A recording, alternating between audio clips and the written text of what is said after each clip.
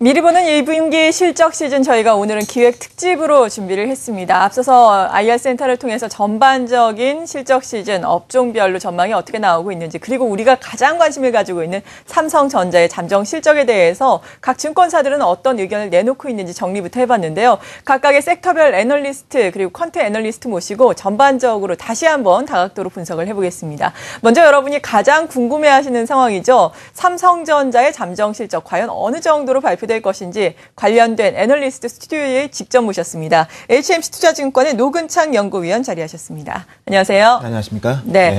일단은 눈높이가 많이 낮아졌습니다. 앞서서 살펴본 바에 따르면 평균적으로 1분기 매출액은 54조 원, 그리고 영업이익은 8조 4천억 원으로 예상을 하던데요. 연구위원님께서는 어떻게 전망을 하세요? 저도 이미 리포팅을 했고요. 유사한 수준으로 저희도 이제 어쨌든 보고서를 썼습니다. 근데 일단 작년 1분기가 8.8조였기 때문에 뭐 전체적으로 영업이익은 전년 동기 대비해서는 주는 거고요. 다만 4분기 같은 경우에는 뭐 마케팅 비용도 많았고 특히 특별 상여금이 많았기 때문에 뭐 4분기 대비 개선되는 거는 그나마 뭐 어느 정도는 안심거리지만 그래도 의미 있는 실적 개선으로 보기는 좀 한계는 있다. 저는 그렇게 보고 있습니다. 네, 의미 있는 실적 개선까지는 아닐 것이다라고 말씀을 해주셨고 무엇보다도 여러 가지 부문이 있겠지만 그중에서 가장 관심을 끄는 것이 아무래도 스마트폰 쪽 아니겠습니까? 스마트폰 쪽이 4분기에는 상당히 부진했는데 좀 나아질 수 있을까요? 스마트폰도 사실은 매출액 기준으로 성장은 저는 쉽지는 않았을 거로 보고 있고요.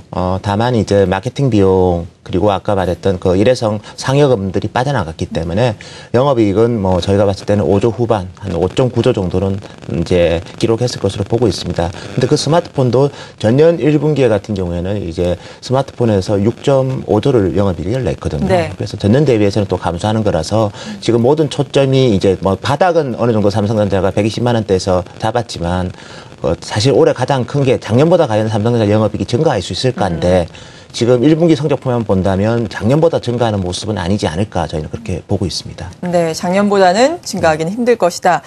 스마트폰 부분 역시 전년 대비는 감소할 것이다라고 말씀해 주셨는데 반도체 쪽은 어떤가요? 네, 반도체 쪽이 그나마 그래도 괜찮아지고 있고요. 1분기 한 1.9조 정도 되고 특히 작년에 PC 디램 가격이 많이 오르면서 디램 부분 실적 개선이 많은 상황입니다. 그래서 작년이랑 비교해 보면 스마트폰의 그 이익 감소를 반도체가 어느 정도는 일정 부분은 상쇄하는 국면이다. 1분기는 그렇게 정리하면 될 것 같습니다. 네. 그리고 스마트폰 쪽과 관련해서 갤럭시 S5가 얼마 전에 출시가 됐잖아요. 갤럭시 S5가 이제는 시장에서 어느 정도 팔리느냐가 향후에 관건이 될 텐데 이 부분에 대해서는 어떤 점만 가지고 계세요? 저는 솔직히 말해서 갤럭시 S5에 대해서 너무 많은 기대를 좀 안 했으면 좋겠습니다. 좀 안타깝게도 작년 갤럭시 S4가 나올 때랑 환경이 너무 다릅니다. 특히 작년 같은 경우에는 수요가 40% 성장을 했던 그런 시기였고 올해 같은 경우에는 뭐 수요가 한 15% 정도 성장, 그리고 작년 같은 경우에는 또 애플 아이폰 5가 나오고 나서 상당히 실망스럽기 때문에 갤럭시 S4로 뭐 모든 관심이 집중이 된 상황이었습니다. 근데 올해는 뭐 이제 화면 사이즈를 키운 애플의 아이폰 6가 한 9월 정도에 나올 거기 때문에 한 7월부터는 S5보다는 아이폰 6에다 관심을 많이 가질 것 같고요. 그래서 거기다가 또 한국 내수 시장이 지금 아시겠지만 영업 정지를 지금 당한 상황이라서 2분기에 갤럭시 S5 출하량은 시장 기대치를 하회할 가능성이 저는 상당히 있지 않나. 그리고 참고로 시장에서 한 1,800만 대 정도 갤럭시 S5가 2분기에 판매될 거라고 예상하고 있는데 저희가 지금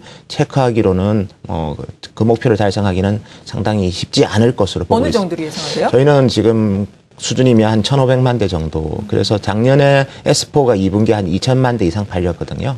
그거 대비해서는 좀 많이 감소하는 겁니다. 그래서 지금 삼성전자 지금 외국인 수요 때문에 주가 흐름은 상당히 좋은데 냉정하게 볼 부분은 1분기 실적만 가지고 주가가 계속해서 가기는 힘들고요. 반드시 2분기, 3분기를 점검할 건데 2분기 상황이 1분기 대비 영업이익은 개선되겠지만 개선폭은 크지는 않을 거고 특히 중요한 거는 2013년 1분기, 2분기 대비해서 삼성전자의 올 상반기 영업이익은 감소할 가능성이 크다. 저는 그렇게 보고 있습니다. 네. 그리고 이러한 부분에서 특히나 스마트폰 관련해서 상당히 걸림돌이 될 수 있는 것이 하반기에 출시될 아이폰 6다라고 말씀을 해주셨는데 이 대화면이 적용된 아이폰 6가 나온다는 것이 기정사실화가 된 건가요? 저희가 최근에도 이제 이제 대만 쪽 서플라이 체인을 방문하고 왔는데 4.7인치로 거의 확정이 돼 있고요. 어차피 뭐 부품 회사에서 그걸 만들어야지 애플이 그렇죠. 출시를 할 거기 때문에 4.7인치로 일단 확정이 됐고요.